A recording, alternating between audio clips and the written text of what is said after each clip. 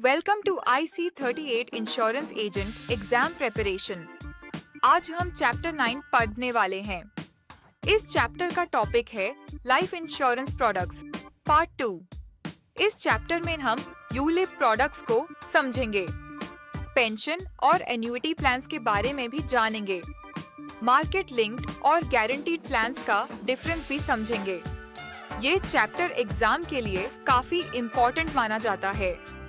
सबसे पहले यूलिप को समझते हैं।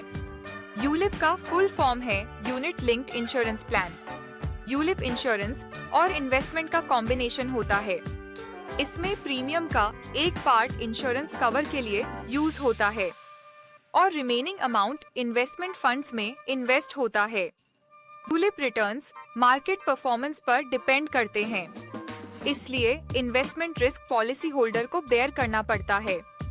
अब नेट एसेट वैल्यू यानी नाव को समझते हैं। एनएव यूलिप फंड की पर यूनिट वैल्यू होती है। ये डेली कैलकुलेट की जाती है। एनएव कैलकुलेट करने का फॉर्मूला होता है fund value minus expenses divided by number of units. NAV से ही इन्वेस्टमेंट ग्रोथ डिटरमिन होती है। अब यूलिप के फंड टाइप्स को समझते हैं। इक्विटी फंड हाई रिस्क और हाई रिटर्न पोटेंशियल रखता है। डेट फंड रिलेटिवली स्टेबल और लो रिस्क होता है। बैलेंस्ड फंड इक्विटी और डेट का कॉम्बिनेशन होता है। Liquid fund short term stability provide करता है। अब यूलिप चार्जेस को समझते हैं। प्रीमियम एलोकेशन चार्ज प्रीमियम के स्टार्ट में डिडक्ट किया जाता है। Policy administration charge policy maintenance के लिए होता है। Mortality charge life insurance cover का कॉस्ट होता है। Fund management charge fund manage करने के लिए लगता है। अब यूलिप लॉक इन पीरियड को समझते हैं। यूलिप में मिनिमम 5 इयर्स का लॉक इन पीरियड होता है। इस पीरियड में फंड विड्रॉ नहीं किया जा सकता। ये long term investment discipline maintain करता है। अगर अर्ली एग्जिट हो जाए तो फंड डिसकंटिन्यूअस फंड में ट्रांसफर हो जाता है। अब पार्शियल विड्रॉल को समझते हैं। Partial withdrawal lock in period के बाद अलाउड होता है। इसमें मिनिमम फंड बैलेंस मेंटेन करना जरूरी होता है। विड्रॉल से फंड वैल्यू रिड्यूस हो जाती है। ये लिक्विडिटी नीड्स के लिए यूज किया जाता है। अब यूलिप स्विचिंग को समझते हैं। स्विचिंग का मतलब होता है एक फंड से दूसरे फंड में ट्रांसफर करना, जैसे इक्विटी फंड से डेट फंड में स्विच करना।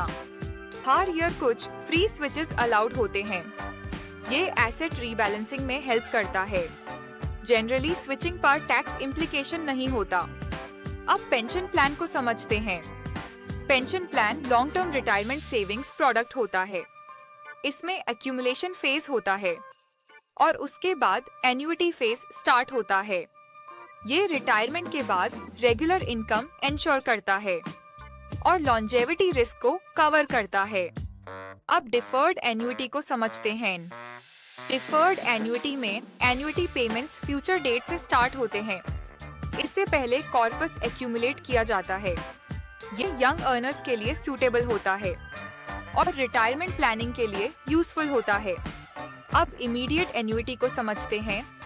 इमीडिएट एन्युइटी में एन्युइटी पेमेंट्स तुरंत स्टार्ट हो जाते हैं। इसमें जनरली सिंगल प्रीमियम पे किया जाता है। इनकम परचेज के 1 मंथ के अंदर स्टार्ट हो सकती है। ये रिटायरमेंट स्टेज पर ज्यादा यूज होता है। अब एन्युइटी कॉन्सेप्ट को समझते हैं। एन्युइटी का मतलब होता है रेगुलर इनकम पेमेंट। ये मंथली हो सकता है, क्वार्टरली हो सकता है या ईयरली भी हो सकता है। एन्युइटी लाइफ लॉन्ग या फिक्स्ड पीरियड के लिए हो सकती है। इससे लॉन्जेविटी रिस्क इंश्योरर को ट्रांसफर हो जाता है। अब एन्युइटी ऑप्शंस को समझते हैं। लाइफ एन्युइटी में इनकम इंश्योर्ड की डेथ तक मिलती है। जॉइंट लाइफ एन्युइटी में इनकम लास्ट सर्वाइविंग स्पाउस तक मिलती है। एन्युइटी सर्टेन ऑप्शन में फिक्स्ड पीरियड तक पेमेंट मिलता है। Return of purchase price option में डेथ के बाद परचेज अमाउंट रिटर्न हो जाता है। अब कम्यूटेशन कॉन्सेप्ट को समझते हैं। कम्यूटेशन का मतलब होता है पेंशन कॉर्पस का कुछ पार्ट लंप सम में विड्रॉ करना। यूजुअली 1/3 तक कम्यूटेशन अलाउड होता है। रिमेनिंग कॉर्पस एन्युइटी परचेस करने में यूज होता है। इस पर टैक्स रूल्स अप्लाई हो सकते हैं। अब वेस्टिंग एज को समझते हैं। वेस्टिंग एज वो एज होती है जब पेंशन बेनिफिट्स स्टार्ट होते हैं। कॉमनली वेस्टिंग एज 58 से 60 इयर्स होती है। इस एज पर एक्यूमुलेटेड कॉर्पस एन्युइटी में कन्वर्ट होता है। ये रिटायरमेंट प्लानिंग में इम्पोर्टेंट होता है। अब यूलिप डिसकंटिन्यूएंस को समझते हैं। अगर प्रीमियम लॉक इन पीरियड के अंदर स्टॉप हो जाए तो पॉलिसी डिसकंटिन्यू हो सकती है। फंड डिसकंटिन्यूएंस फंड में ट्रांसफर हो जाता है, चार्जेस डिडक्ट किए जाते हैं और अमाउंट लॉक इन पीरियड के बाद पे किया जाता है। अब यूलिप मार्केट रिस्क को समझते हैं। यूलिप रिटर्न्स मार्केट परफॉर्मेंस पर डिपेंड करते हैं। इसमें गारंटीड बोनस नहीं होता। ट्रेडिशनल पॉलिसीज के कंपैरिजन में रिस्क ज्यादा होता है, इसलिए यूलिप लॉन्ग टर्म इन्वेस्टर्स के लिए सूटेबल होता है। अब गारंटीड पेंशन प्लान को समझते हैं। गारंटी पेंशन प्लान रिटायरमेंट पर फिक्स्ड इनकम प्रोवाइड करता है। इसमें मार्केट लिंकेज नहीं होता, रिस्क रिलेटिवली लो होता है, इनकम प्रिडिक्टेबल होती है।